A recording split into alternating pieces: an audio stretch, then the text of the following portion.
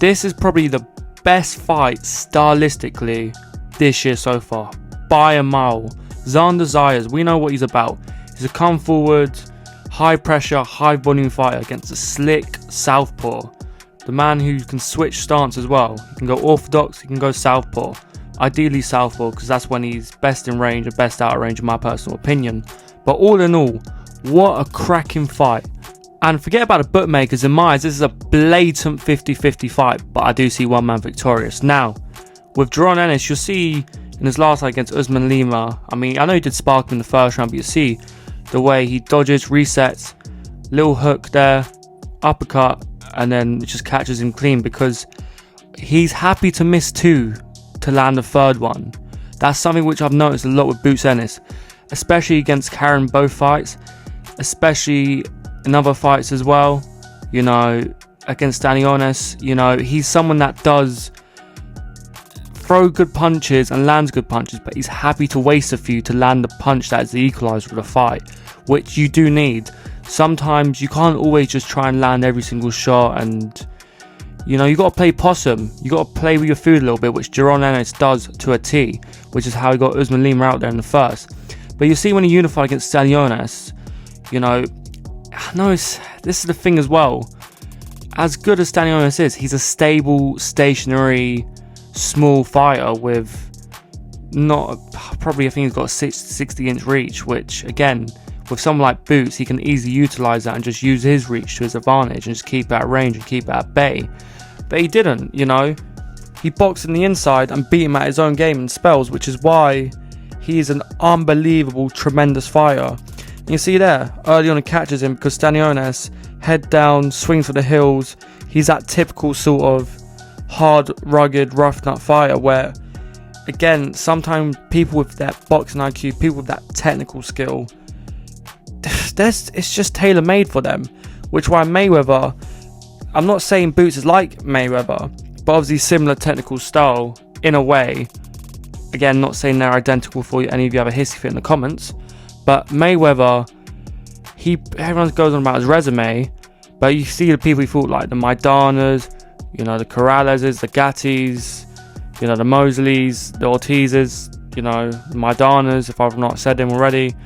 These sort of people which are, again, they're elite level, but they're come forward aggressive fighters which are tailor-made for him, which is why he got the credit for the amount of people he has on his resume, when all in all, it's just all the same fighters with the same style, just a little twist in between with a pair of them, or all of them I should say, which is why I do believe as well, if Boots goes down that same route, he could easily be undefeated, undisputed for the rest of his career. No doubt in my mind. But Xander Zayas, of course, is no mug. He ain't no joke. And Boots, if I'm honest, as good as he is, one thing I'd say about him which does frustrate me, which again in the second fight against Karen, he gets caught quite a bit because he's too busy just have his chin up in the air, which is why I did lose a few of the early rounds. But with Zayas, you see when he unifies against Barao, again, a bit of a weird unification, probably one of the worst unifications stylistically on paper, but Zayas just gave him a boxing lesson. I don't know how he won on the split because it was a clear convincing victory, but the amount of shots he landed, he was in, out, mix in the middle, mix on the back foot, you know, honestly, what a tremendous fighter he is. And the thing with him as well is, you see when he trades in the middle, he's still defensively minded, he still keeps that right hand there, and then boom, throws the right hand himself, where he keeps that right hand up, I was just meant to say, mid-Q, you know. When he's on the inside, he's still covering himself, he's covering his bases, he's not just throwing with his hands down, swinging like an absolute madman, like a lot of Puerto Ricans do, or Mexicans, or a lot of South Americans do with that similar style. But when he's moving back, one thing I say about him is his footwork, as he got caught there earlier. He gets caught a lot on the back foot, which is why you have fighters that can fight on the front foot, but on the back foot they struggle. You know, you see he's fighting on the front foot, landing shots of his own, mix in the middle, head body, landing shots of his own like it's nothing. But when you put him on the back foot, he struggles massively, which, if I'm honest, could be a big downfall, big downfall if he does that against Boots Ennis. But all in all, if he fights like how he did against Barao in the first half of the fight, it could be a...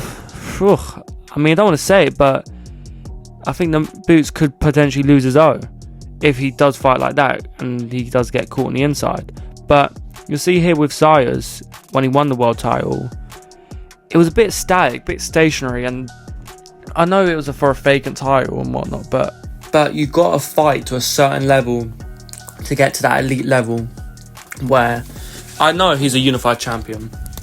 I know he's unified, but think about it. To win this vacant title and then beat Burrell, who's a fringe world level fighter, to be a unified champion, don't get me wrong, it's a great achievement, especially at 23. But again, it's like he won a paper title and then pretty much unified with another paper champion, because Burrell beat Tellez for the interim, but he got elevated, so it was his first fight as a full champion, but the belt he didn't win, the belt that he got elevated to. So again, there's that. But obviously you could say about the same with Boots Ennis, for example, because again, he won the IBF interim against the geezer who beat Rashidi Ellis. Can't remember his name from the top of my head.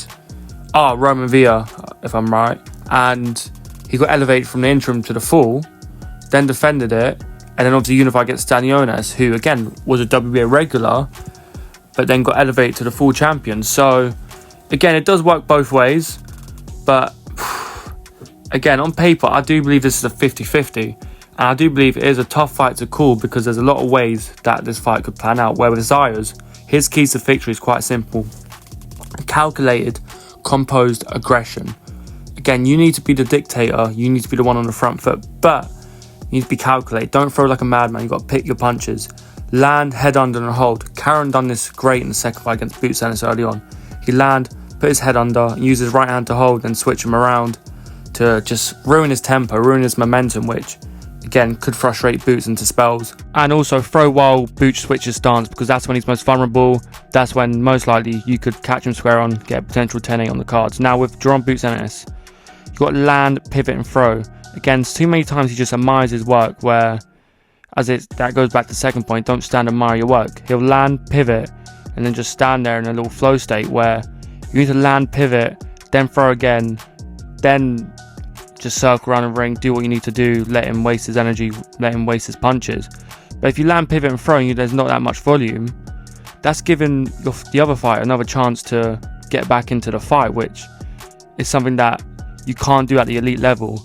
Which is why I say up the gears from the first round, because against Xander Zayas, you can't box and move for the first 2-3 rounds, because he's going to be all over you like a rash. You got to box and move, mix in the middle, mix in the back foot, because this can be an absolute dogfight, pure dogfight. And I'm not going to lie, this fight is going to be unreal, absolutely unreal. I think this is a potential fight of the year. I think Boots, as good as he's technically, he's going to get mixed in the middle. He's going to get brought to Xander Zayas' fight. And as good as Boots is, as good as Zayas is, it is a close fight on paper, proper 50-50. But if you ask me, as good as he is technically, I do believe Zayas will win. I know this might come as a shock, but I do feel as Zayas is tailor-made for Boots, Boots is also tailor-made for him. Where I believe it will get to a point where Boots could be up on the scorecards, and he might catch a punch, and while he's catching a punch, Zayas throws a left hook on the other side, and next he catches him, sleeps him. Or he could be a bit of a beat down once he gets his momentum and then wins on the cards, which is why I'm just going to do Zayas to win just as he is. And I do believe Boots will have success, but it'll be a close competitive fight, but I just think all in all it just all favours Zayas in my personal opinion when you break them down stylistically. And I believe Boots will nick the early rounds, but Zayas will get his momentum, he'll get his pace, he'll dictate the tempo, he'll be on the front foot, and he'll be the man to get his hand raised as a unified champion.